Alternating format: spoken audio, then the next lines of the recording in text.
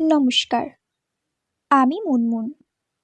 আপনারা শুনছেন বাংলা গল্পকথা বাই মুনমুন। পরিণীতা, শরৎচন্দ্র চট্টোপাধ্যায়ের লেখা এক অমর বাংলা উপন্যাস। এই ভিডিওতে শুনুন পরিণীতা গল্পের পর্ব ৩। আগের পর্ব অর্থাৎ পর্ব ১ ও পর্ব ২ যদি না শুনে থাকেন, অনুগ্রহ করে আগে শুনে নিন। তাহলে শুরু করা যাক। গুরুচরণ লোকটি সেই ধাতের মানুষ, যাহার সহিত যে কোনো বয়সের লোক অসংকোচে আলাপ করিতে পারে। ২-৪ দিনের আলাপে গিরিনের সহিত তাহার একটা স্থায়ী সখ্যতা জন্মিয়া গিয়াছিল। গুরুচরণের চিত্তের বা মনের কিছুমাত্র দৃঢ়তা ছিল না বলিয়া তর্ক করিতেও তিনি যেমন ভালোবাসিতেন, তর্কে পরাজিত হইলেও তেমনি কিছুমাত্র অসন্তোষ প্রকাশ করিতেন না। সন্ধ্যের পর চা খাইবার নিমন্ত্রণ তিনি গিরিনকে করিয়া রাখিয়াছিলেন।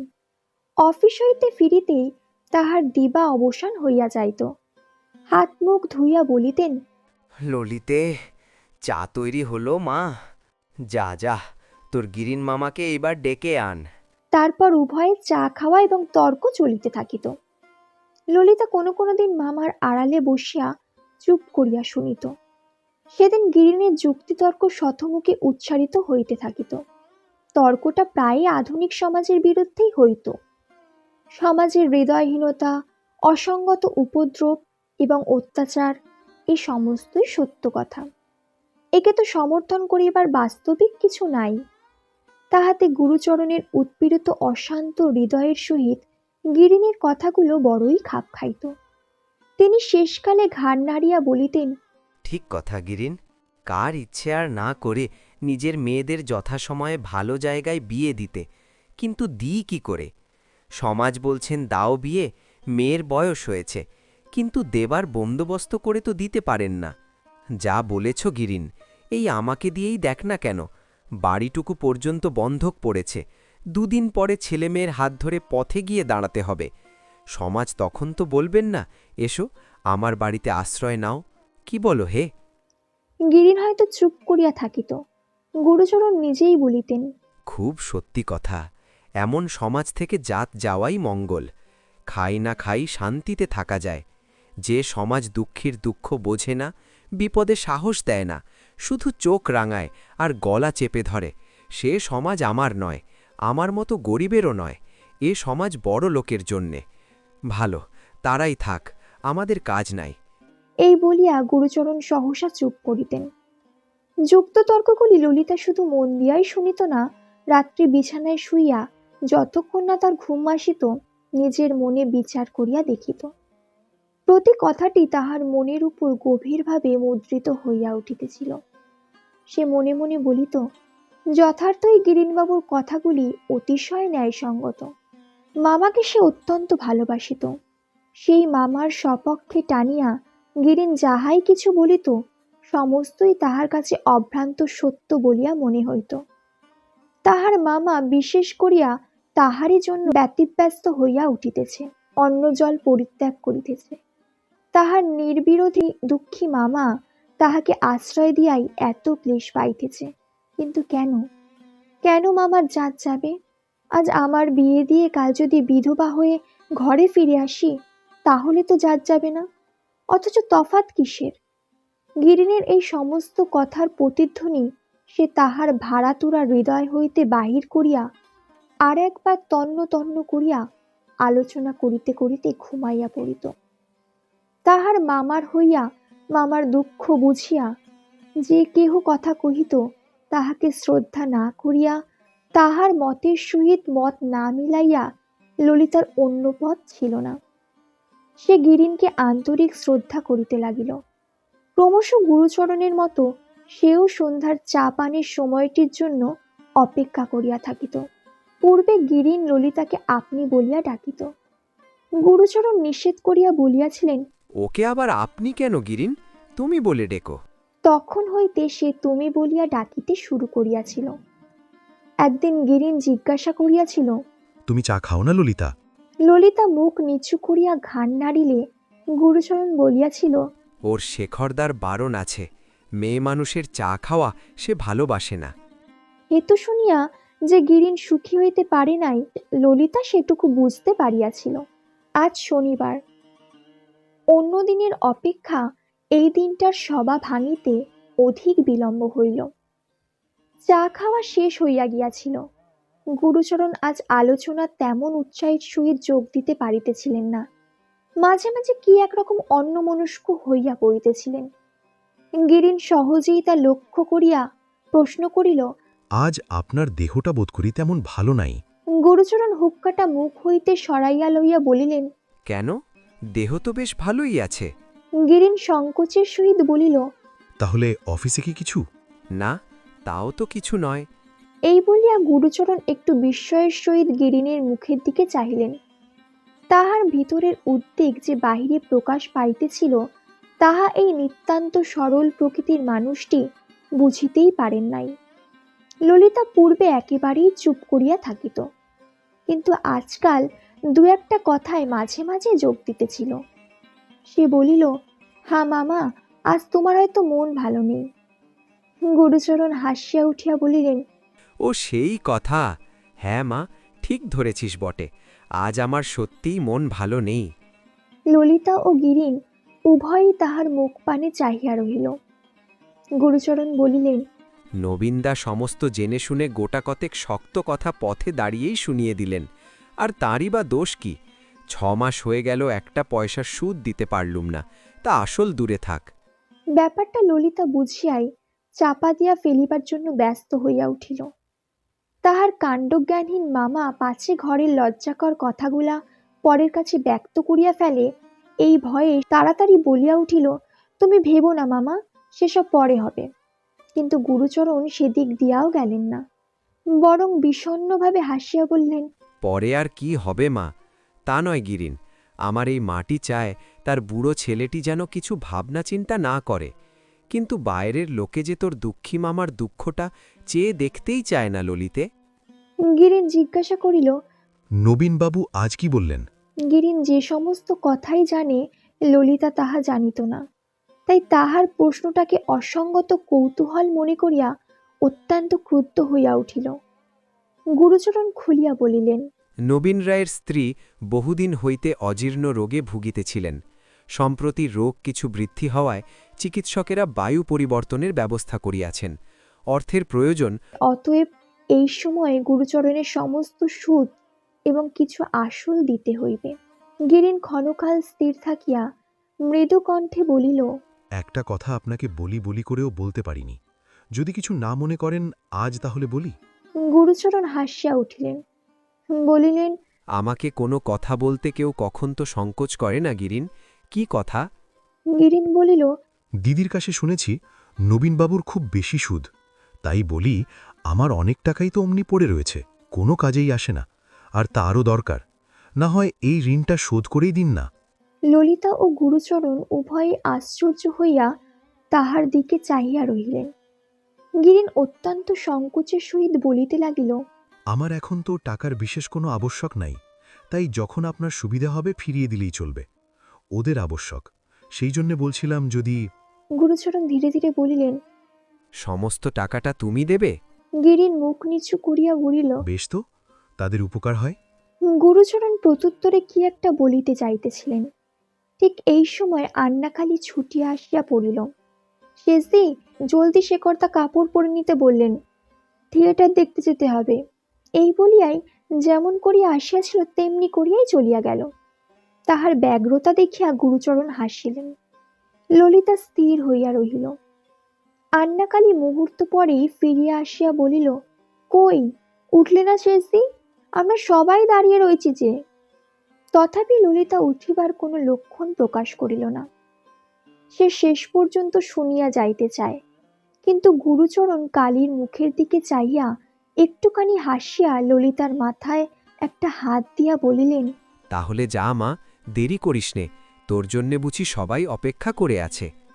অজ্ঞতা ললিতাকে উঠিতে হইল, কিন্তু যাইবার পূর্বে গিরিনীর মুখের পানে সে যে গভীর কৃতজ্ঞ দৃষ্টি নিক্ষেপ করিয়া ধীরে ধীরে বাহির হইয়া গেল, গিরীন্দ্র তাহা দেখিতে পাইল। মিনিট 10 পরে কাপড় পরিয়া প্রস্তুত হইয়া সে পান দিবার ছুতা করিয়া আর একবার বাহিরের ঘরে নিঃশব্দ পদক্ষেপে আসিয়া প্রবেশ করিল। গিরিন চলিয়া গিয়াছে। একাকী গুরুচরণ মোটা বালিশটা মাথায় দিয়া চোখ বুজিয়া শুইয়া আছেন। তাহার মুদিত চক্ষুর দুই পাশ বাহিয়া জল ঝরিতেছে। এ যে আনন্দাশ্রু, ললিতা তাহা বুঝিল বলিয়াই তাহার ধ্যান ভাঙিয়া দিল না। যেমন নিঃশব্দে প্রবেশ করিয়াছিল, তেমনি নিঃশব্দে বাহির হইয়া গেল। অনতিকাল পরে সে যখন শেখরের ঘরে আসিয়া উপস্থিত হইল, তখন তাহার নিজের চোখ দুটিও অশ্রুভারে ছলছল করিতেছিল। কালী ছিল না। সে সকলের আগে গাড়িতে গিয়া বসিয়াছিল। একাকী শেখর তাহার ঘরের মাঝখানে চুপ করিয়া দাঁড়াইয়া বোধ করি ললিতার অপেক্ষাতেই ছিল। মুখ তুলিয়া তাহার জল ভারাক্রান্ত চোখ দুটি লক্ষ্য করিল। সে ৮-১০ দিন ললিতাকে দেখিতে না পাইয়া মনে মনে অতিশয় বিরক্ত হইয়াছিল, কিন্তু এখন সে তাহা ভুলিয়া উদ্বিগ্ন হইয়া বলিয়া উঠিল, ও কি, কাঁদছ নাকি? ললিতা ঘাড় হেট করিয়া প্রবল বেগে মাথা নাড়িল। এই কয়দিনের একান্ত অদর্শনে শেখরের মনের মধ্যে একটা পরিবর্তন ঘটিতেছিল। তাই সে কাছে সরিয়া আসিয়া ২ হাত দিয়া সহসা ললিতার মুখ তুলিয়া ধরিয়া বলিল, সত্যি কাঁদছ যে, হলো কি? ললিতা এবার নিজেকে আর সামলাইয়া রাখিতে পারিল না। সেইখানে বসিয়া পড়িয়া আঁচলে মুখ ঢাকিয়া কাঁদিয়া ফেলিল। নবীন রায় সমস্ত সুদ আসল করাক্রান্তি গনিয়া লইয়া বন্ধকি কাগজখানা ফিরাইয়া দিয়া বলিলেন, বলি, টাকাটা দিলে কে হে? গুরুচরণ নম্রভাবে কহিলেন, সেটা জিজ্ঞেস করবেন না দাদা, বলতে নিষেধ আছে। টাকাটা ফেরত পাইয়া নবীন কিছুমাত্র সন্তুষ্ট হন নাই।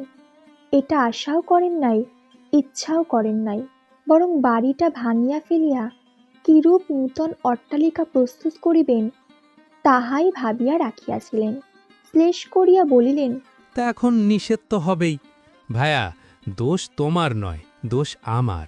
দোষ টাকাটা ফিরে চাওয়ার, নইলে কলিকাল বলেছে কেন? গুরুচরণ অত্যন্ত ব্যথিত হইয়া বলিলেন, সে কি কথা দাদা, আপনার টাকার ঋণটাই শোধ করেছি, কিন্তু আপনার দয়ার ঋণ তো শোধ করতে পারিনি। নবীন হাসিলেন। তিনি পাকা লোক। এ সকল কথা বিশ্বাস করিলে গুড় বেচিয়া এত টাকা করিতে পারিতেন না। বলিলেন, সে যদি সত্যিই ভাবতে ভায়া, তাহলে এমন করে শোধ করে দিতে না। না হয় একবার টাকাটাই চেয়েছিলাম, সেও তোমারই বৌঠানের অসুখের জন্যে, আমার নিজের জন্যে কিছু নয়। বলি, কত সুদে বন্ধক রাখলে বাড়িটা? গুরুচরণ ঘাড় নাড়িয়া কহিলেন, বন্ধক রাখিনি, সুদের কথাও কিছু হয়নি। নবীন বিশ্বাস করিলেন না। বলিলেন, বলো কি, শুধু হাতে? হ্যাঁ দাদা, একরকম তাই বটে। ছেলেটি বড় সৎ, বড় দয়ার শরীর। ছেলেটি কে? গুরুচরণ এ প্রশ্নের জবাব দিলেন না, মৌন হইয়া রহিলেন। যতটা বলিয়া ফেলিয়াছিলেন এতটাও তাহার বলা উচিত ছিল না। নবীন তাহার মনের ভাব বুঝিয়া মৃদু হাসিয়া কহিলেন, যখন নিষেধ আছে তখন কাজ নেই, কিন্তু সংসারের অনেক জিনিসই দেখেছি বলে এইটুকু সাবধান করে দিই ভায়া। তিনি যেই হন, এত ভালো করতে গিয়ে শেষকালে যেন ফ্যাসাদে না ফেলেন। গুরুচরণ সে কথায় আর জবাব না দিয়া নমস্কার করিয়া কাগজখানি হাতে করিয়া নিয়া বাড়ি ফিরিয়া আসিলেন। প্রায় প্রতি বৎসরই ভুবনেশ্বরী এই সময়টায় কিছুদিনের জন্য পশ্চিমে ঘুরিয়া আসিতেন। তাহার অজীর্ণ রোগ ছিল, ইহাতে উপকার হইত। রোগ বেশি নয়। নবীন গুরুচরণের কাছে সেদিন কার্যধারের জন্যই বাড়াইয়া বলিয়াছিলেন। যাই হোক, যাত্রার আয়োজন হইতেছিল। সেদিন সকালবেলা একটা চামড়ার তোরঙ্গে শেখর তাহার আবশ্যকীয় শৌখিন জিনিসপত্র গুছাইয়া লইতেছিল। আন্নাকালী ঘরে ঢুকিয়া বলিল, শেখরদা, তোমরা কাল যাবে তাই না? শেখর তোরঙ্গ হতে মুখ তুলিয়া বলিল, কালী, তোর শেষ দিকে ডেকে দে, কি সঙ্গে নেবে টেবে এই সময় দিয়ে যাক। ললিতা প্রতি বৎসর মায়ের সঙ্গে যাইত, এবারও যাইবে তাহাই শেখর জানিত। কালী ঘাড় নাড়িয়া বলিল, এবার শেষ দিয়ে যাবে না। কেন যাবে না? কালী কহিল, বাহ, কি করে যাবে? মাঘ ফাল্গুন মাসের বিয়ে হবে, বাবা বর খুঁজে বেড়াচ্ছেন যে। শেখর নির্নিমেষ চোখে স্তব্ধ হইয়া চাহিয়া রহিল। কালী বাড়ির ভিতরে যাহা শুনিয়াছিল উৎসাহের সহিত ফিসফিস করিয়া বলিতে লাগিল, গিরিনবাবু বলেছেন যত টাকা লাগে লাগুক, ভালো পাত্র চাই। বাবা আজও অফিসে যাবেন না, খেয়ে দিয়ে কোথায় ছেলে দেখতে যাবেন, গিরিনবাবুও তো সঙ্গে যাবেন। শেখর স্থির হইয়া শুনিতে লাগিল, এবং কেন যে ললিতা আর আসিতে চাহে না তাহারও যেন কতকটা কারণ বুঝিতে পারিল। কালী বলিতে লাগিল, গিরিনবাবু খুব ভালো মানুষ শেখরদা। মেজদির বিয়ের সময় আমাদের বাড়ি জ্যাঠামশাইয়ের কাছে বাধা ছিল তো। বাবা বলেছিলেন আর 2 মাস 3 মাস পরেই আমাদের সবাইকে পথে পথে ভিক্ষা করে বেড়াতে হতো। তাই গিরিনবাবু টাকাটা দিলেন। কাল সব টাকা জ্যাঠামশাইকে বাবা ফিরিয়ে দিয়েছেন। শেষদি বলছিল আর আমাদের কোনো ভয় নেই। সত্যি না শেখরদা? প্রত্যুত্তরে শেখর কিছুই বলিতে পারিল না, তেমনি চাহিয়া রহিল। কালী জিজ্ঞাসা করিল, কি ভাবছ শেখরদা? এইবার শেখরের চমক ভাঙিল, তাড়াতাড়ি বলিয়া উঠিল, কিছু না রে। কালী, তোর শেষ দিকে একবার শিগগির ডেকে দে, বল আমি ডাকছি, যা ছুটে যা। কালী ছুটিয়া চলিয়া গেল। শেখর খোলা তোরঙ্গের দিকে দৃষ্টি নিবদ্ধ করিয়া বসিয়া রইল। কোন দ্রব্য তাহার প্রয়োজন, কোন দ্রব্য প্রয়োজন নাই, সমস্তই এখন তাহার চোখের সম্মুখে একাকার হইয়া গেল। ডাক শুনিয়া ললিতা উপরে আসিয়া প্রথমে জানালার ফাঁক দিয়া দেখিল তাহার শেখরদা মেঝের উপর এক দৃষ্টে মাটির দিকে চাইয়া স্থির হইয়া বসিয়া আছে। তাহার এরকম মুখের ভাব সে পূর্বে কখনো দেখে নাই। ললিতা আশ্চর্য হইল, ভয়ও পাইল। ধীরে ধীরে কাছে আসিয়া দাঁড়াইতে শেখর এসো বলিয়া ব্যস্ত হইয়া উঠিয়া দাঁড়াইল। ললিতা আস্তে আস্তে জিজ্ঞাসা করিল, আমাকে ডাকছিলে? শেখর ক্ষণকাল স্থির হইয়া থাকিয়া কহিল, কাল সকালের গাড়িতেই আমি মাকে নিয়ে পশ্চিমে যাচ্ছি। এবার ফিরতে হয়তো দেরি হবে। এই চাবি নাও, তোমার খরচের টাকা করি ওই দেরাজের মধ্যেই রইল। প্রতিবার ললিতাও সঙ্গে যায়। গতবারে এই উপলক্ষে সে কি আনন্দে জিনিসপত্র গুছিয়া লইয়াছিল। এবার সে কাজটা শেখর একা করিতেছে। খোলা তোরঙ্গের দিকে চাইয়া মাত্রই ললিতা তাহা মনে পড়ল। শেখর তাহার দিক হইতে মুখ ফিরাইয়া লইয়া একবার কাশিয়া গলাটা পরিষ্কার করিয়া বলিল, সাবধানে থেকো, আর যদি কোনো কিছুর বিশেষ আবশ্যক হয় দাদার কাছে ঠিকানা জেনে নিয়ে আমাকে চিঠি লিখো। অতঃপর দুইজনেই চুপ করিয়া রহিল। এবার ললিতা সঙ্গে যাইবে না। শেখর তাহা জানিতে পারিয়াছে এবং তাহার কারণটাও হয়তো শুনিয়াছে। এই মনে করিয়া ললিতা লজ্জায় সংকুচিত হইতে লাগিল। হঠাৎ শেখর কহিল, আচ্ছা যাও, এখন আমাকে আবার এইগুলো গুছিয়ে নিতে হবে। বেলা হলো, আজ একবার অফিসেও যেতে হবে। ললিতা খোলা তোরঙ্গের সম্মুখে হাঁটু গড়িয়া বসিয়া বলিল, তুমি স্নান করগে, আমি গুছিয়ে দিচ্ছি। তাহলে তো ভালোই হয়। এই বলিয়া শেখর চাবির গোছাটা ললিতার কাছে ফেলিয়া দিয়া ঘরের বাহিরে আসিয়া সহসা থমকিয়া দাঁড়াইয়া বলিল, আমার কি কি দরকার হয় তা ভুলে যাওনি তো? ললিতা মাথা ঝুঁকাইয়া তোরঙ্গের জিনিসপত্র পরীক্ষা করিতে লাগিল। সে কথার কোনো জবাব দিল না। শেখর নিচে গিয়া মাকে জিজ্ঞাসা করিয়া জানিল কালীর সমস্ত সংবাদই সত্য। গুরুচরণ ঋণ পরিশোধ করিয়াছেন, সে কথাও সত্য। ললিতার পাত্র স্থির করিবার বিশেষ চেষ্টা হইতেছে, তাহাও সত্য। সে আর কিছু জিজ্ঞাসা না করিয়া স্নান করিতে চলিয়া গেল। ঘণ্টা 2 পরে স্নানাহার শেষ করিয়া অফিসের পোশাক পরিতে নিজের ঘরে ঢুকিয়া সে সত্যই অবাক হইয়া গেল। এই 2 ঘণ্টাকাল ললিতা কিছুই করে নাই। তোরঙ্গের একটা পাটির উপর মাথা রাখিয়া চুপ করিয়া বসিয়াছিল। শেখরের পদশব্দে চকিত হইয়া মুখ তুলিয়াই ঘাড় হেট করিয়া রইল। তাহার 2 চোখ জবা ফুলের মতো রক্তবর্ণ হইয়াছে, কিন্তু শেখর তাহা দেখিয়াও দেখিল না। অফিসের পোশাক পরিতে পরিতে সহজভাবে বলিল, এখন পারবে না ললিতা, দুপুরবেলা এসে গুছিয়ে রেখো। এই বলিয়া প্রস্তুত হইয়া অফিসে চলিয়া গেল। সে ললিতার রাঙা চোখের হেতু ঠিক বুঝিয়াছিল, কিন্তু সব দিক বেশ করিয়া চিনতে না করা পর্যন্ত আর কোনো কথা বলিতে সাহস করিল না। সেদিন অপরাহ্নে মামাদের চা দিতে আসিয়া ললিতা সহসা জড়সড় হইয়া পড়িল। আজ শেখর বসিয়াছিল, সে গুরুচরণবাবুর কাছে বিদায় লইতে আসিয়াছিল। ললিতা ঘাড় হেঁট করিয়া দুবাটি চা প্রস্তুত করিয়া গিরিন ও তাহার মামার সম্মুখে দিতেই গিরিন কহিল, শেখরবাবুকে চা দিলে না ললিতা? ললিতা মুখ না তুলিয়াই আস্তে আস্তে বলিল, শেখর তা চা খান না। গিরিন আর কিছু বলিল না। ললিতার নিজের কথা তাহার মনে পড়িয়া গেল। শেখর নিজে এটা খায় না, অপরে খায় তাহাও ইচ্ছা করে না। চায়ের বাটি হাতে তুলিয়া লইয়া গুরুচরণ পাত্রীর কথা পাড়িলেন। ছেলেটি বিয়ে পড়িতেছে, অথচ আমাদের গিরিনের পছন্দ হয়নি। অবশ্য ছেলেটি দেখিতে তেমন সুশ্রী নয় বটে, কিন্তু পুরুষ মানুষের রূপ আর কোন কাজে লাগে, গুণ থাকলেই যথেষ্ট। কোনো মতে বিবাহটা হইয়া গেলেই গুরুচরণ নিঃশ্বাস ফেলিয়া বাঁচেন। শেখরের সহিত গিরিনের এইমাত্র সামান্য পরিচয় হইয়াছিল। শেখর তাহার দিকে চাহিয়া একটুখানি হাসিয়া জিজ্ঞাসা করিলেন, গিরিনবাবুর পছন্দ হলো না কেন? ছেলেটি লেখাপড়া করছে, অবস্থাও ভালো, এই তো সুপাত্র। শেখর জিজ্ঞাসা করিল বটে, কিন্তু সে ঠিক বুঝিয়াছিল কেন ইহার পছন্দ হয় নাই এবং কেন ভবিষ্যতেও হইবে না।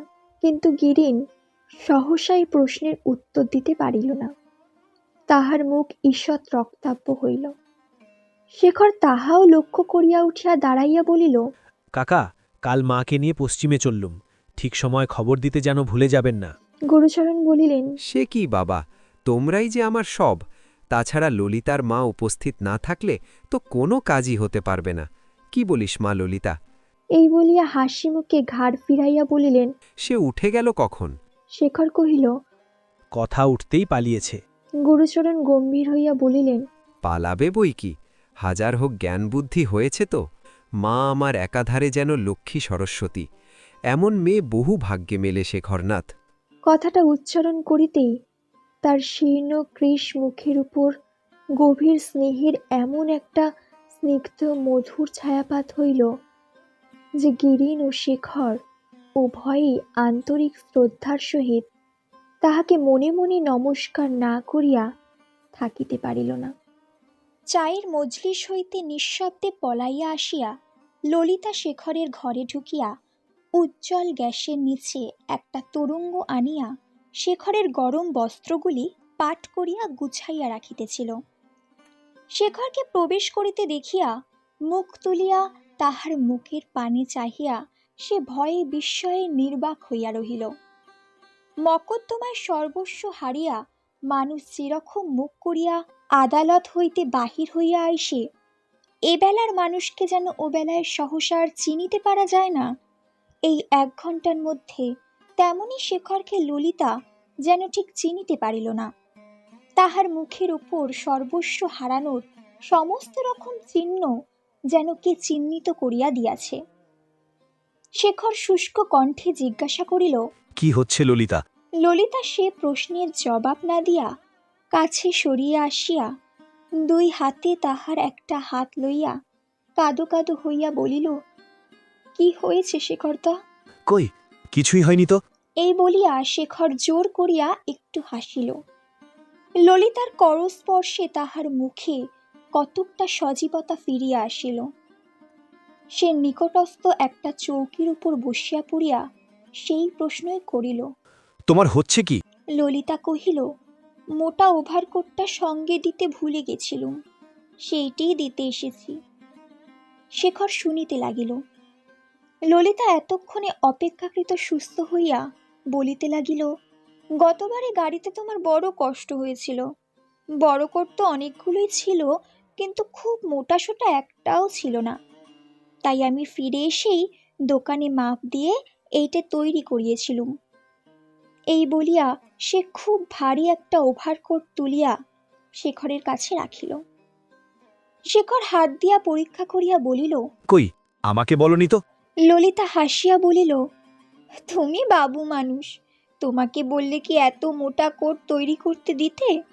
তাই বলিনি, তৈরি করে রেখে দিয়েছিলুম।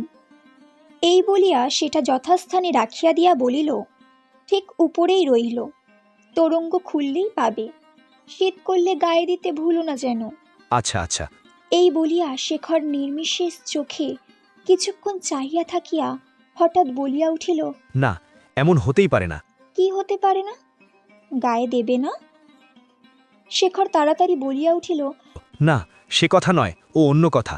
আচ্ছা ললিতা, মায়ের জিনিসপত্র গোছানো হয়েছে কিনা জানো? ললিতা কহিল, জানি, দুপুরবেলা আমিই তো সে সমস্ত গুছিয়ে দিয়েছি। এই বলিয়া সে আর একবার সমস্ত দ্রব্য ভালো করিয়া পরীক্ষা নিরীক্ষা করিয়া চাবি বন্ধ করিতে লাগিল। শেখর ক্ষণকাল চুপ করিয়া তাহার দিকে চাহিয়া মৃদু কণ্ঠে জিজ্ঞাসা করিল, হ্যাঁ ললিতা, আসছে বছর আমার উপায় কি হবে বলতে পারো? ললিতা চোখ তুলিয়া বলিল, কেন? কেন? সে আমিই টের পাচ্ছি ভাই। এই বলিয়া ফেলিয়াই নিজের কথাটা চাপা দিবার জন্য শুষ্ক মুখে প্রফুল্লটা টানিয়া আনিয়া বলিল, কিন্তু পরের ঘরে যাবার আগে কোথায় কি আছে না আছে আমাকে দেখিয়ে দিয়ে যেও, নইলে বরকারের সময় কিছুই খুঁজে পাবো না। ললিতা রাগিয়া বলিল, যাও তো। শেখর এতক্ষণে হাসিল, বলিল, তো যাও তো জানি, কিন্তু সত্যি উপায় হবে কি? আমার শক্ত আছে 16 আনা, কিন্তু এক কড়ার শক্তি নেই। এসব কাজ চাকর দিয়েও হয় না। এখন থেকে দেখছি তোমার মামার মতো হতে হবে, এক কাপড় এক চাদর সম্বল করে, যা হয় তাই হবে। ললিতা চাবির গোছাটা মেঝের উপর ফেলিয়া দিয়া ছুটিয়া পালাইয়া গেল। শেখর চেঁচাইয়া বলিল, কাল সকালে একবার এসো। ললিতা শুনিয়াও শুনিল না, দ্রুত পদে সিঁড়ি বাহিয়া দোতলায় নামিয়া গেল। বাড়ি গিয়া দেখিল ছাদের এক কোণে চাঁদের আলোয় বসিয়া আন্নাকালী এক রাশ গাঁদা ফুল লইয়া মালা গাঁথিতেছে। ললিতা তাহার কাছে গিয়া বসিয়া কহিল, হিমে বসে কি করছিস কালী? কালী মুখ না তুলিয়াই বলিল, মালা গাঁথছি, আজ রাত্রিরে আমার মেয়ের বিয়ে। কই, আমাকে বলিসনি তো? ঠিক ছিল না শেষদি। এখন বাবা পাজি দেখে বললেন আজ রাত্রি ছাড়া আর এ মাসে দিন নেই। মেয়ে বড় হয়েছে, আর রাখতে পারিনে, যেমন তেমন করে বিদেয় করছি। শেষদি, 2 টাকা দাও না, জল খাবার আনাই। ললিতা হাসিয়া বলিল, টাকার বেলায় শেষদি তাই না? যা, আমার বালিশের নিচে আছে, নিয়ে যা। আরে কালী, গাঁদা ফুলে কি বিয়ে হয়? কালী গম্ভীরভাবে বলিল, হয়তো, অন্য ফুলে না পেলে হয়। আমি কতগুলো মেয়ে পার করলুম শেষদি, আমি সব জানি। এই বলিয়া খাবার আনাইবার জন্য নিচে নামিয়া গেল। ললিতা সেইখানে বসিয়া মালা গাঁথিতে লাগিল। খানিক পরে কালী ফিরিয়া আসিয়া বলিল, আর সকলকেই বলা হয়েছে, শুধু শেখরদাকেই বলা হয়নি। যাই, বলে আসি, নইলে তিনি দুঃখ করবেন। এই বলিয়া ও বাড়ি চলিয়া গেল। কালী পাকা গৃহিণী, সমস্ত কাজকর্মই সে সুশৃঙ্খলায় করে। শেখর দাদাকে সংবাদ দিয়া নামিয়া আসিয়া বলিল, তিনি একছড়া মালা চাইলেন। যাও না শেষদি, শিগগির করে দিয়ে এসো না। আমি ততক্ষণ এদিকে বন্দোবস্ত করি, লগ্ন শুরু হয়ে গেছে যে, আর সময় নেই। ললিতা মাথা নাড়িয়া বলিল, আমি পারবো না কালী, তুই দিয়ায়। ঠিক আছে, যাচ্ছি, ওই বড় ছড়াটা দাও। এই বলিয়া সে হাত বাড়াইল। ললিতা হাতে তুলিয়া দিতে গিয়া কি যেন ভাবিয়া বলিল, আচ্ছা, আমিই দিয়ে আসছি। কালী গম্ভীর হইয়া বলিল, তাই যাও শেষদি, আমার অনেক কাজ, মরবার ফুরসত নেই যে। তার মুখের ভাব ও কথার ভঙ্গি দেখিয়া ললিতা হাসিয়া ফেলিল, একেবারে পাক্কা বুড়ি। এই বলিয়া হাসিয়া মালা লইয়া চলিয়া গেল। কবাটের কাছে আসিয়া দেখিল শেখর এক মনে চিঠি লিখিতেছে। দোর খুলিয়া পিছনে আসিয়া দাঁড়াইল, তাহাতেও শেখর টের পাইল না। তখন ক্ষণকাল চুপ করিয়া থাকিয়া তাহাকে চমকিত করিয়া দিবার অভিপ্রায়ে সে মালা ছড়াটা সাবধানে শেখরের মাথা গলাইয়া গলায় ফেলিয়া দিয়াই চৌকির পিছনে বসিয়া পড়িল। শেখর প্রথমটা চমকিয়া উঠিয়া বলিল, এই কালী। পরক্ষণেই ঘাড় ফিরাইয়া দেখিয়া ভয়ানক গম্ভীর হইয়া বলিল, ও কি করলে ললিতা? ললিতা উঠিয়া দাঁড়াইয়া শেখরের মুখের ভাবে ঈষৎ শঙ্কিত হইয়া বলিল, কেন, কি হলো? শেখর পূর্ণ মাত্রায় গাম্ভীর্য বজায় রাখিয়া বলিল, জানো নাকি, কালীকে জিজ্ঞেস করে এসো, আজকের রাত্রিরে গলায় মালা পরিয়ে নিলে কি হয়। এখন ললিতা বুঝিল। চোখের নিমিষে তাহার সমস্ত মুখ ভীষণ লজ্জায় রাঙা হইয়া উঠিল। সে না, কক্ষণো না, কক্ষণো না বলিতে বলিতে ছুটিয়া ঘর হইতে বাহির হইয়া গেল। শেখর ডাকিয়া বলিল, যেও না ললিতা, শুনে যাও, বিশেষ কাজ আছে। শেখরের ডাক তাহার কানে গেল বটে, কিন্তু শুনিবে কে? কোথাও সে থামিতে পারিল না। দৌড়িয়া আসিয়া নিজের ঘরের মধ্যে ঢুকিয়া একেবারে চোখ বুজিয়া বিছানায় শুইয়া পড়িল। এই ৫-৬ বৎসর ধরিয়া সে শেখরের ঘনিষ্ঠ সংস্রবে মানুষ হইয়া উঠিয়াছে, কিন্তু কোনো দিনও এমন কথা শোনে নাই। একে তো গম্ভীর প্রকৃতির শেখর কখনোই তাহাকে পরিহাস করিত না, করিলেও এত বড় লজ্জাকর পরিহাস যে তাহার মুখ দিয়া বাহির হইতে পারে, ইহা সে তো কল্পনা করিতেও পারিত না। লজ্জায় সংকুচিত হইয়া মিনিট কুড়ি পড়িয়া থাকিয়া সে উঠিয়া বসিল। অথচ শেখরকে সে মনে মনে ভয় করিত। তিনি বিশেষ কাজ আছে বলিয়া ডাকিয়াছিলেন, তাই যাইবে কি যাইবে না ইহাই ললিতা উঠিয়া বসিয়া ভাবিতেছিল। ও বাড়ির ঝির গলা শোনা গেল, ললিতাদি, কোথায় গা? ছোটবাবু এবার ডাকছেন। ললিতা বাহিরে আসিয়া মৃদু স্বরে বলিল, যাচ্ছি, যাও। উপরে আসিয়া কবাট ফাঁক করিয়া দেখিল শেখর তখনও চিঠি লিখিতেছে। কতক্ষণ চুপ করিয়া থাকিয়া আস্তে আস্তে বলিল, কেন ডাকছ? শেখর লিখিতে লিখিতে বলিল, কাছে এসো বলছি। না, ওইখান থেকে বলো। শেখর মনে মনে হাসিয়া বলিল, হঠাৎ কি একটা কাজ করে ফেললে বলো তো? ললিতা রুষ্টভাবে বলিল, যাও তো। শেখর মুখ ফিরাইয়া বলিল, আমার দোষ কি? তুমিই তো করে গেলে। কিচ্ছু করিনি, তুমি ওটা ফিরিয়ে দাও। শেখর কহিল, সেই জন্যই তো ডেকে পাঠিয়েছি ললিতা। কাছে এসো, ফিরিয়ে দিচ্ছি। তুমি অর্ধেকটা করে গেছো, সরে এসো, আমি সেটা সম্পূর্ণ করে দিই। ললিতা দ্বারের অন্তরালে ক্ষণকাল মৌনভাবে থাকিয়া বলিল, সত্যি বলছি তোমাকে, ওরকম ঠাট্টা করলে আর কোনোদিন তোমার সামনে আসবো না। বলছি ওটা ফিরিয়ে দাও। শেখর টেবিলের দিকে মুখ ফিরাইয়া মালাটা তুলিয়া লইয়া বলিল, নিয়ে যাও। তুমি ওইখান থেকে ছুঁড়ে দাও শেখরদা। শেখর ঘাড় নাড়িয়া বলিল, কাছে না এলে পাবে না। তবে আমার কাজ নেই। এই বলিয়া ললিতা রাগ করিয়া চলিয়া গেল। শেখর চেঁচাইয়া বলিল, কিন্তু অর্ধেকটা হয়ে থাকলো। থাকে থাক বলিয়া ললিতা যথার্থই রাগ করিয়া চলিয়া গেল। সে চলিয়া গেল বটে, কিন্তু নিচে গেল না। পূর্ব দিকে খোলা ছাদের একান্তে গিয়া রেলিং ধরিয়া চুপ করিয়া দাঁড়াইল। তখন সম্মুখের আকাশে চাঁদ উঠিয়াছিল এবং শীতের পাণ্ডুর জ্যোৎস্নায় চারিদিক ভাসিয়া যাইতেছিল। উপরে স্বচ্ছ নির্মল নীলাকাশ। সে একবার শেখরের ঘরের দিকে দৃষ্টি নিক্ষেপ করিয়া ঊর্ধ্বমুখে চাহিয়া রহিল। এইবার তাহার চোখ জ্বালা করিয়া লজ্জায় অভিমানে দুই চোখ জলে ভরিয়া গেল। সে এত ছোট নহে যে এসব কথার তাৎপর্য সম্পূর্ণ হৃদয়ঙ্গম করিতে পারে না। তবে কেন তাহাকে এমন মর্মান্তিক উপহাস করা? সে যে কত তুচ্ছ, কত নিচে, একথা বুঝিবার তাহার যথেষ্ট বয়স হইয়াছে। সে ঠিক জানে সে অনাথ, এবং সে নিরুপায় বলিয়াই তাহাকে সবাই আদর ও যত্ন করে। শেখরও করে, তাহার জননীও করেন। তাহার আপনার বলিতে কেহ নাই। সত্যকার দায়িত্ব তাহার কাহারও উপর নির্ভর করে না বলিয়াই গিরীন্দ্র সম্পূর্ণ পর হইয়াও তাহাকে উদ্ধার করিয়া দিবার কথা তুলিতে পারিয়াছেন। ললিতা চোখ মুছিয়া মনে মনে বলিল, এই কলিকাতার সমাজে তাহার মামার অবস্থা তো শেখরদের কত নিচে। সে আবার সেই মামার আশ্রিত গলগ্রহ। ওদিকে সমান ঘরে শেখরের বিবাহের কথাবার্তা চলিতেছে। দুদিন আগেই হোক পাছেই হোক, সেই ঘরেই একদিন হইবে। এই বিবাহ উপলক্ষে নবীন রায় কত টাকা আদায় করিবেন সেসব আলোচনাও সে শেখরের জননীর কাছে শুনিয়াছে। তবে কেন তাহাকে হঠাৎ আজ এমন করিয়া শেখরদা অপমান করিয়া বসিল?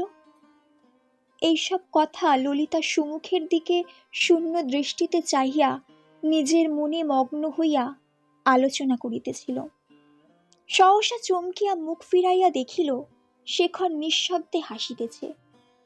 ইতিপূর্বে যে উপায়ে মালাটা সে শেখরের গলায় পরাইয়া দিয়েছিল, ঠিক সেই উপায়ে সেই গাঁদা ফুলের মালাটা তাহার নিজের গলায় ফিরিয়া আসিয়াছে। কান্নায় তাহার কণ্ঠ রুদ্ধ হইয়া আসিতে লাগিল। তবুও সে জোর করিয়া বিকৃত স্বরে বলিল, কেন এমন করলে? তুমি করেছিলে কেন? আমি কিচ্ছু করিনি। এই বলিয়াই সে মালাটা টান মারিয়া ছিঁড়িয়া ফেলিবার জন্য হাত দিয়াই হঠাৎ শেখরের চোখের দিকে চাইয়া থামিয়া গেল। আর ছিঁড়িয়া ফেলিতে সাহস করিল না, কিন্তু কাঁদিয়া কাঁদিয়া বলিল, আমার কেউ নেই বলেই তো তুমি তুমি এমন করে আমাকে অপমান করছো। শেখর এতক্ষণ মৃদু মৃদু হাসিতেছিল। ললিতার কথা শুনিয়া অবাক হইয়া গেল। এ তো ছেলে মানুষের কথা নয়। আমি অপমান করছি না তুমি আমাকে অপমান করছো? ললিতা চোখ মুছিয়া ভয়ে ভয়ে বলিল, আমি কই অপমান করলুম? শেখর ক্ষণকাল স্থির থাকিয়া সহজভাবে বলিল, এখন একটু ভেবে দেখলেই টের পাবে। আজকাল বড় বাড়াবাড়ি করছিলে ললিতা। আমি বিদেশ যাবার আগে সেইটাই তোমার বন্ধ করে দিলাম। ললিতা আর প্রত্যুত্তর করিল না, মাথা হেঁট করিয়া দাঁড়াইয়া রহিল। পরিপূর্ণ জ্যোৎস্নাতলে দুজনে স্তব্ধ হইয়া রহিল। শুধু নিচ হইতে কালীর মেয়ের বিয়ের শাঁখের শব্দ ঘন ঘন শোনা যাইতে লাগিল। কিছুক্ষণ মৌন থাকিয়া শেখর কহিল, আর হিমে দাঁড়িয়ে থেকো না, নিচে যাও। যাচ্ছি। এই বলিয়া ললিতা এতক্ষণ পরে তাহার পায়ের নিচে গড় হইয়া প্রণাম করিয়া উঠিয়া দাঁড়াইয়া আস্তে আস্তে জিজ্ঞাসা করিল, আমি কি করব বলে দিয়ে যাও। শেখর হাসিল, একবার একটু দ্বিধা করিল, তারপর দুই হাত বাড়াইয়া তাহাকে বুকের উপরে টানিয়া আনিয়া নত হইয়া তাহার অধরে ওষ্ঠাধর স্পর্শ করিয়া বলিল। ললিতার সর্বশরীর রোমাঞ্চিত হইয়া কাঁপিয়া উঠিল। সে সরিয়া দাঁড়াইয়া বলিল, আমি হঠাৎ তোমার গলায় মালা পরিয়ে দিয়ে ফেলেছি, তাই বলেই কি তুমি এরকম করলে? শেখর হাসিয়া মাথা নাড়িয়া বলিল, না, আমি অনেক দিন থেকেই ভাবছি, কিন্তু স্থির করে উঠতে পারিনি। আজ স্থির করেছি, কেননা আজই ঠিক বুঝতে পেরেছি তোমাকে ছেড়ে থাকতে পারবো না। ললিতা বলিল, কিন্তু তোমার বাবা শুনলে ভয়ানক রাগ করবেন যে, মা শুনলে দুঃখ করবেন। বাবা শুনলে রাগ করবেন সত্যি, কিন্তু মা খুব খুশি হবেন। সে যাই হোক, যা হবার হয়ে গেছে। এখন তুমিও ফেরাতে পারো না, আমিও পারিনে। যাও, নিচে গিয়ে মাকে প্রণাম করোগে। মাস তিনেক পরে একদিন গুরুচরণ ম্লান মুখে নবীন রায়ের ঘরে ঢুকিয়া ফরাসের উপর বসিবার উপক্রম করিতেই তিনি চিৎকার করিয়া নিষেধ করিলেন, না না না, এখানে নয়, ওই চৌকির উপর বসো গিয়ে। আমি অসময়ে আবার স্নান করতে পারবো না। বলি, জাত দিয়েছ নাকি হে? গুরুচরণ দূরে একটা চৌকির উপর বসিয়া পড়িয়া মাথা হেঁট করিয়া রহিল। দিন চারেক পূর্বে সে যথারীতি দীক্ষা গ্রহণ করিয়া ব্রাহ্ম হইয়াছিল।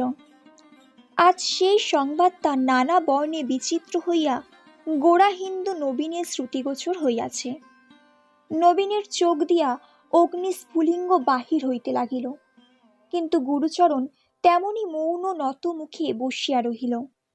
সে কাহাকেও কোনো কথা জিজ্ঞাসা না করিয়া কাজটা করিয়া অবধি বাড়িতে কান্নাকাটি এবং অশান্তির পরিসীমা ছিল না। নবীন পুনরায় তর্জন করিয়া উঠিলেন, বলো না হে, সত্যি কি না? গুরুচরণ জল ভারাক্রান্ত দুই চক্ষু তুলিয়া বলিল, আগে সত্যি। কেন এমন কাজ করলে? তোমার মাইনে তো মোটে ৬০ টাকা। তুমি... ক্রোধে নবীন রায়ের মুখ দিয়া কথা বাইর হইল না। গুরুচরণ চোখ মুছিয়া রুদ্ধ কণ্ঠে পরিষ্কার করিয়া লইয়া বলিল, জ্ঞান ছিল না দাদা। দুঃখের জ্বালায় গলাতেই দড়ি দেব কি ব্রহ্মজ্ঞানীই হব, কিছুই ঠাউরাতে পাচ্ছিলুম না। শেষে ভাবলুম আত্মঘাতী না হয়ে ব্রহ্মজ্ঞানীই হই, তাই ব্রহ্মজ্ঞানীই হয়ে গেলুম। গুরুচরণ চোখ মুছিতে মুছিতে বাহির হইয়া গেল। নবীন চিৎকার করিয়া বলিলেন, বেশ করেছ। নিজের গলায় দড়ি না দিতে পেরে জাতের গলায় দড়ি টাঙিয়ে দিয়েছ। আচ্ছা যাও, আর আমাদের সামনে কালামুখ বার করো না। এখন যারা সব মন্ত্রী হয়েছেন তাদের সঙ্গেই থাকগে। মেয়েদের হাঁড়িমুচির ঘরে দেওগে যাও। এই বলিয়া বিদায় করিয়া দিয়া তিনি মুখ ফিরাইয়া বসিলেন। নবীন রাগে অভিমানে কি যে করিবেন প্রথমটা কিছুই ভাবিয়া পাইলেন না। গুরুচরণ হাতের ভিতর হইতে সম্পূর্ণ বাহির হইয়া গিয়াছে, আর শীঘ্র মুঠার মধ্যে আসিবে এ সম্ভাবনাও নাই। তাই নিষ্ফল আক্রোশে ছটফট করিয়া আপাতত জব্দ করিবার আর কোনো ফন্দি খুঁজিয়া না পাইয়া সেই দিনই মিস্ত্রি ডাকিয়া ছাদের যাতায়াতের পথটা বন্ধ করিয়া একটা মস্ত প্রাচীর তুলিয়া দিলেন। এই সংবাদ বহুদূর প্রবাসে বসিয়া ভুবনেশ্বরী শেখরের মুখে শুনিয়া কাঁদিয়া ফেলিলেন। শেখর, এ মতিবুদ্ধি কে দিলে তাকে? মতিবুদ্ধি কে দিয়েছিলে শেখর তাহা নিশ্চয়ই অনুমান করিয়াছিল। সে উল্লেখ না করিয়া বলিল, কিন্তু মা, দুদিন পরে তো তোমরাই তো তাকে এক ঘরে করে রাখতে।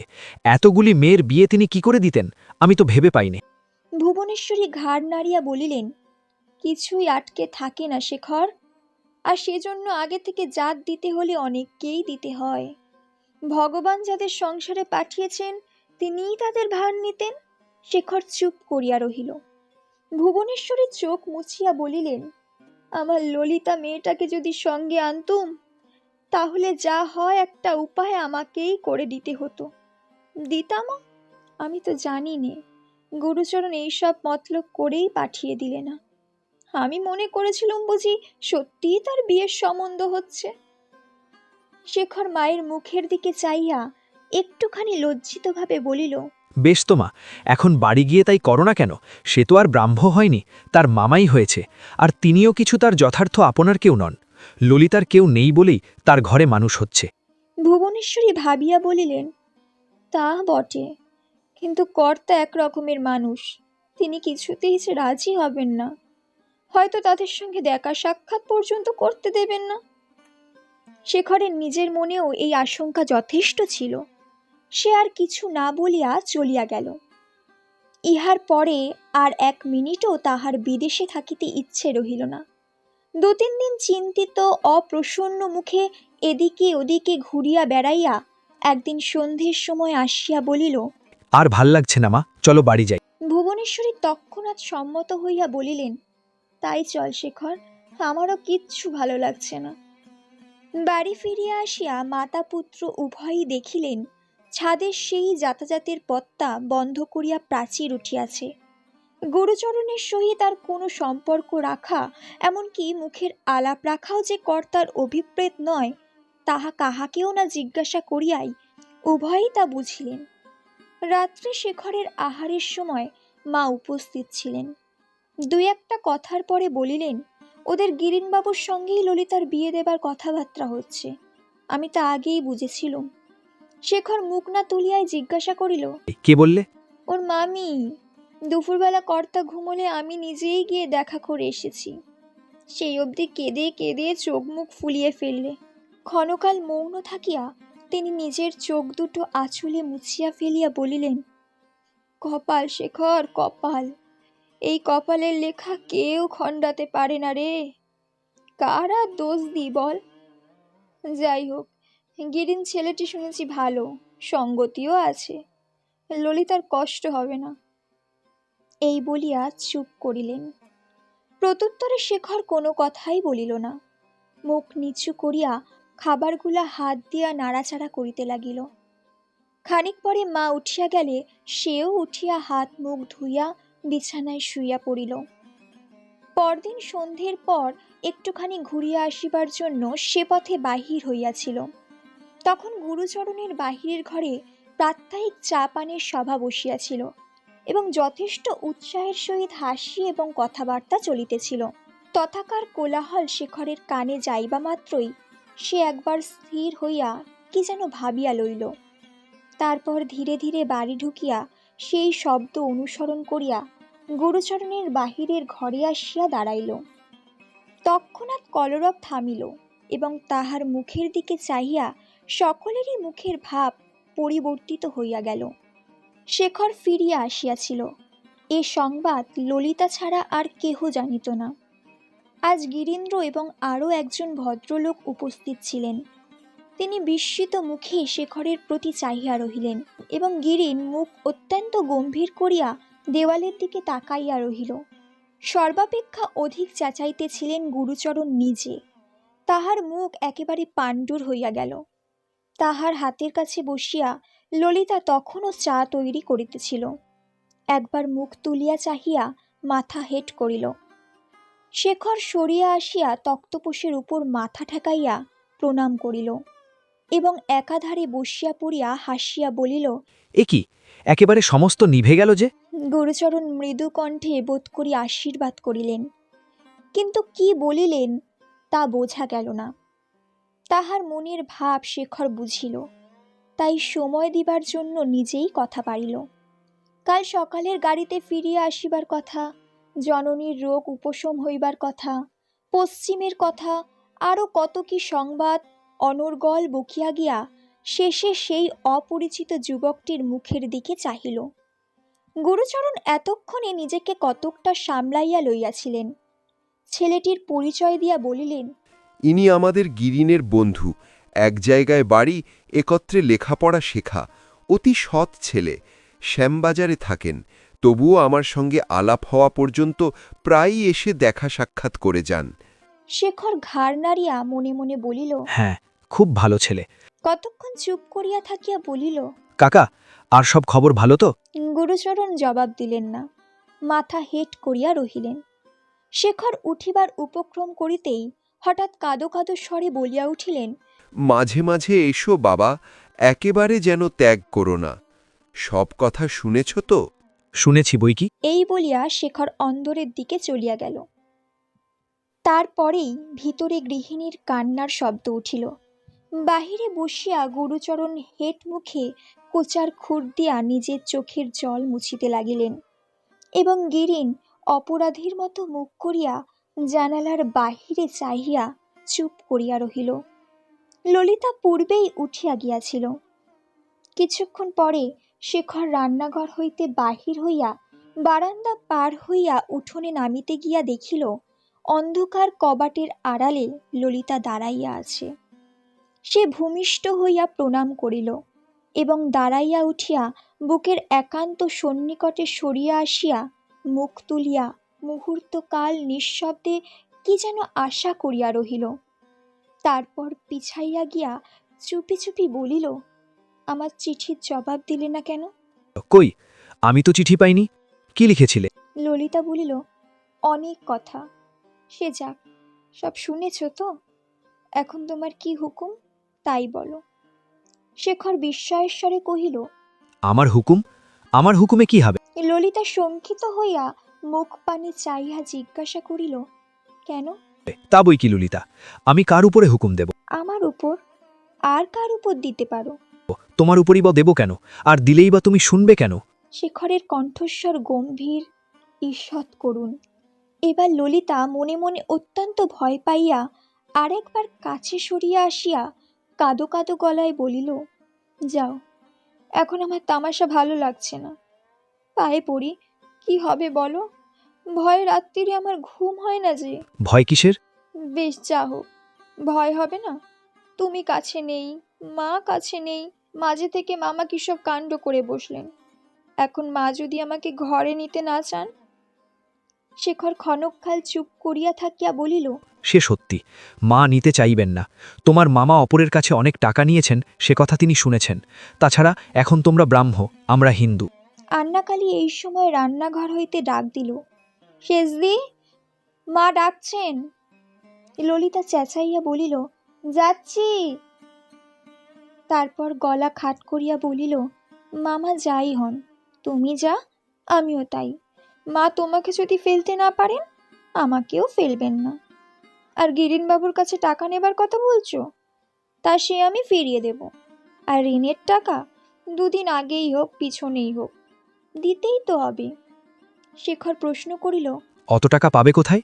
ললিতা শেখরের মুখের পানে আরেকটিবার চোখ তুলিয়া মুহূর্তকাল মৌন থাকিয়া বলিল, জানো না, মেয়ে মানুষে কোথায় টাকা পায়? আমিও সেইখানে পাব। এতক্ষণ শেখর সংযত হইয়া কথা কহিতে থাকিলেও ভিতরে তার পুরিতেছিল। এবার বিদ্রূপ করিয়া বলিল, কিন্তু তোমার মামা তোমাকে বিক্রি করে ফেলেছেন যে। ললিতা অন্ধকারে শেখরের মুখের ভাব দেখিতে পাইল না, কিন্তু কণ্ঠস্বরের পরিবর্তন টের পাইল। সে দৃঢ়স্বরে জবাব দিল, ওসব মিছে কথা। আমার মামার মতন মানুষ সংসারে নেই। তাকে তুমি ঠাট্টা করো না। তার দুঃখ কষ্ট তুমি না জানতে পারো, কিন্তু পৃথিবী শুদ্ধ লোক জানে।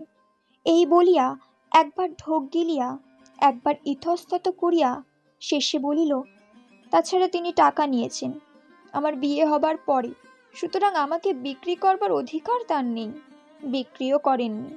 এই অধিকার আছে শুধু তোমারই। তুমি ইচ্ছে করলে টাকা দেবার ভয়ে আমাকে বিক্রি করে ফেলতে পারো বটে। এই বলিয়া উত্তরের জন্য অপেক্ষা না করিয়াই দ্রুত পদে চলিয়া গেল। গল্পটি ভালো লাগলে লাইক, কমেন্ট ও সাবস্ক্রাইব করতে ভুলবেন না। গল্পের পরবর্তী পর্ব খুব শীঘ্রই আসছে। ততদিন পর্যন্ত খুব ভালো থাকুন। ধন্যবাদ।